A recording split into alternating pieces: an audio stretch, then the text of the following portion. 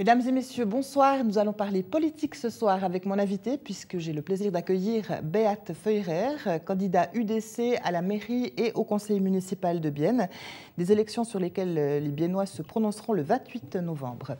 Beat Feurer, bonsoir. Bonsoir. Vous briguez donc à la fois un siège au conseil municipal et à la fois un siège à la mairie, tout cela évidemment pour remplacer le partant Hans Stöckli qui quittera ses fonctions à la fin de l'année. Pourquoi vous êtes-vous décidé à briguer cette mairie? Vous savez que nous avons fait le récoltage des signatures pour vraiment effectivement faire possible cette élection pour le conseil municipal. Là, j'ai eu l'occasion de parler avec beaucoup de personnes et j'ai constaté une chose, que les citoyens de Bienne, beaucoup de gens ne se sentent plus chez eux à la maison, ici à Bienne. Il y a effectivement des problèmes qui leur concernent où ils ont l'impression qu'on leur écoute plus, qu'on ne les respecte pas et qu'on ne fait rien. La politique actuelle ne fait rien. C'est l'impression que j'ai reçue. On va juste peut-être préciser que ce référendum avait été lancé donc par l'UDC pour contester la candidature d'Éric Fehr, qui se présente à la succession de Hans Stöckli au conseil municipal. Oui. Et puis l'UDC avait lancé le référendum, il fallait récolter 3000 signatures en un mois, et puis ce référendum a abouti très récemment. Donc vous disiez, vous avez le sentiment, vous, quand vous avez participé à cette récolte de signatures, que les Biennois ne se sentent pas compris, se sentent peu écoutés. Quelle réponse est-ce que vous pouvez donner, vous, Beat Feurer, à ces questions et à ce malaise que vous semblez avoir perçu? Alors il faut changer la politique ici à Bienne de fond. Nous parlons par exemple des coûts des œuvres sociales qui sont énormément hauts comparés avec d'autres villes de la Suisse. 10% de personnel et de social. Oui, et puis il y en a d'autres villes qui sont beaucoup mieux positionnées que Bienne. On parle d'une mauvaise réputation de nos écoles.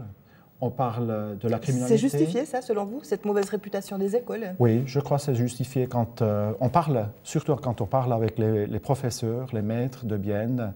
On attend, on peut écouter, on peut ressentir qu'ils ne se sont pas à l'aise non plus. Est-ce que vous ne pensez pas que c'est un problème qui est commun à toutes les villes de Suisse? Est-ce que c'est plutôt un problème urbain qu'un problème spécifiquement biennois, ce problème des écoles? Vous avez raison, naturellement. C'est un problème urbain, mais à Bienne, ça se prononce encore. Et là, il faut changer la politique. Il ne faut pas continuer la politique qu'on a faite jusqu'à maintenant.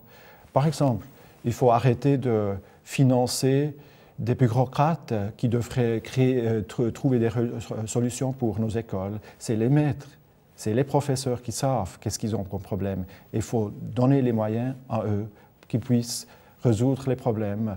Et là, sur place, il faut résoudre les problèmes et puis pas dans les bureaux des officiels, des bureaucrates. Est-ce que vous ne pensez pas que les enseignants ont déjà suffisamment de travail? C'est vrai qu'actuellement, on leur demande de faire à la fois un rôle éducatif, de remplacer les parents, et en plus, ils devraient encore assumer tout ça. Ça ne fait pas un peu beaucoup pour le corps enseignant? Oui, c'est juste, c'est exactement ça. Mais là, tous les bureaucrates qu'on a employés les années passées n'ont rien changé. Même au contraire. Ils ont encore augmenté les devoirs, les tâches pour les maîtres. Et là, il faut retourner le système, il faut le changer. Et puis, exactement ce que vous dites, il faut prendre les moyens qu'on a investis maintenant dans la bureaucratie, il faut les investir directement sur place dans les écoles. Vous êtes membre du parti UDC, donc on peut imaginer que tout ce qui touche à l'asile vous tient à cœur. Et puis le 28 novembre, d'ailleurs, on aura à se prononcer sur l'initiative lancée par l'UDC. Pour la ville de Bienne, qui compte un nombre d'étrangers assez important, c'est une ville très multiculturelle. Quels seraient vos objectifs en tant que maire? Qu'est-ce que vous instauriez comme mesure? Alors, tout d'abord, je suis tout à fait pour cette initiative, même que je vis avec des étrangers, même que je vis avec déjà des années avec des requérants d'asile. Je constate qu'il faut appliquer les règles qu'on a déjà, fermement, avec courage. Et c'est aussi quelque chose que j'aimerais pousser un peu plus en avant. On a l'impression ici à Bienne que la politique n'est pas courageuse pour les problèmes qui se posent, pour l'abus des œuvres sociales, dans la criminalité. Et là, il faut, de mon avis, vraiment appliquer les règles qu'on a déjà à disposition. C'est-à-dire faire quoi? Faire un tour de vis? Si vous étiez maire, on peut s'attendre à un tour de vis, à des mesures beaucoup plus répressives? Répressif, c'est peut-être pas le mot ou l'expression exacte. Je prends un exemple. Je vis avec une famille de Sri Lanka. On ne les a jamais demandé d'apprendre une langue de Suisse. Mais ils sont devenus Suisses. Ce sont mes amis. Je suis très heureux qu'ils ont le passeport suisse. Je n'ai pas de problème. Mais ce n'est pas juste de ne pas exiger à ces gens-là d'apprendre une langue de Suisse.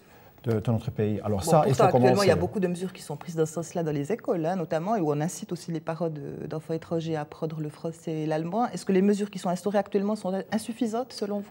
Oui, il faut encore aller plus loin dans cette direction-là. Il faut aussi les lier avec les prestations des œuvres sociales. Chaque personne qui est dépendante des œuvres sociales, par exemple, est demandée déjà maintenant devrait faire tout pour déduire la dépendance, mais on n'exige pas. On ne fait rien. Et puis là, il faut commencer à exiger, dire, écoutez, si vous apprenez pas soit l'allemand ou le français, comme ça vous devenez plus indépendant, vous pouvez peut-être mieux trouver un emploi, on va vous déduire les prestations sociales. Et là, ça va se faire. Ce que les gens font, à force de focaliser sur les abus de l'aide sociale, peut-être qu'on oublie le nombre de gens, et ils sont grandement majoritaires, qui souffrent du fait de l'aide sociale. Les gens ne sont pas à l'aide sociale parce qu'ils le souhaitent, ils le sont parce que leur chemin de vie les a conduits à être à l'aide sociale, et ce n'est peut-être pas leur souhait. Est-ce que là, il n'y a pas des mesures autres que justement de serrer la vis, d'instaurer des mesures de répression pour résoudre ce problème? Je crois que c'est quand même un moyen très important. Il faut naturellement avoir une politique faire, une politique qui est juste. Alors, s'il y a quelqu'un qui ne peut vraiment pas travailler, il faut lui donner toute l'aide qu'on peut donner. Là, je n'ai pas un problème, c'est clair. Mais il y en a beaucoup de gens, et ça vient de mon expérience, je sais que c'est comme ça, beaucoup de gens qui sont dans les œuvres sociales, qui ne devront pas l'être. Beaucoup. C'est vrai que les abus sont évalués à 2%. C'est pas beaucoup, 2%. Oui, un abus, comme vous le définissez, c'est peut-être pas la même chose. C'est les gens qui font les statistiques. Mais il y en a beaucoup de gens qui ne font pas vraiment d'abus, qui n'abusent pas vraiment directement, offensivement notre système, mais qui font rien pour améliorer la situation. Et là, il faut mettre les vis, il faut tourner les vis, et puis leur exiger de faire quelque chose pour leur vie. Ça augmente aussi l'estimation, leur propre estimation de leur-même. C'est aussi bien pour eux. Vous êtes rapproché beaucoup du Parti radical roman lors de ces élections. Vous avez beaucoup avec Sylvia Steidle, qui se présente aussi d'ailleurs au conseil municipal, mais pas à la mairie en revanche.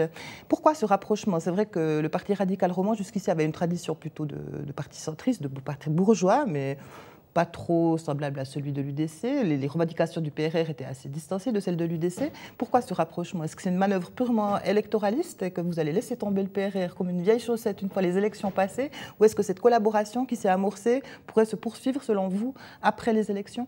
Oui, on va la poursuivre. En tout cas, pour nous, c'est clair. On veut aller plus loin avec la PRR, mais aussi avec d'autres partis. On a déjà, dans le mois d'avril, commencé à faire des approches ou à inviter d'autres partis pour parler avec eux.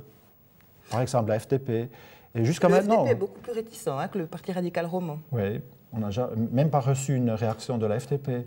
Mais on veut montrer, on veut donner la main puis pour aider à tous les partis bourgeois de se rassembler un peu et puis de faire une unité à la côté droite de la politique. De renforcer la politique de droite. Et c'est notre but. Jusqu'à maintenant, on n'avait pas encore trop de succès, mais on va continuer. Que va-t-il se passer à l'issue du premier tour? Parce qu'on peut fortement imaginer qu'il y aura 2 tours pour ces élections biennoises. Est-ce que vous-même et Sylvia Steidle allez continuer à vous présenter tous les deux au 2e tour, puisque tous les candidats au conseil municipal peuvent se représenter au 2e tour, alors qu'à l'inverse, pour ce qui est de la mairie, seuls les 2 candidats qui enregistrent le meilleur résultat peuvent se présenter? Comment ça va se passer? Nous, on a un accord entre Sylvia et puis moi, alors on est déjà vraiment des amis aussi. Que celui qui a plus de votes au premier tour va continuer au 2e tour et puis l'autre se retirera. Je vous remercie beaucoup, Beat Feurer. Merci à vous. C'était un grand plaisir d'être ici chez vous. Mesdames et messieurs, merci pour votre attention et à tout bientôt.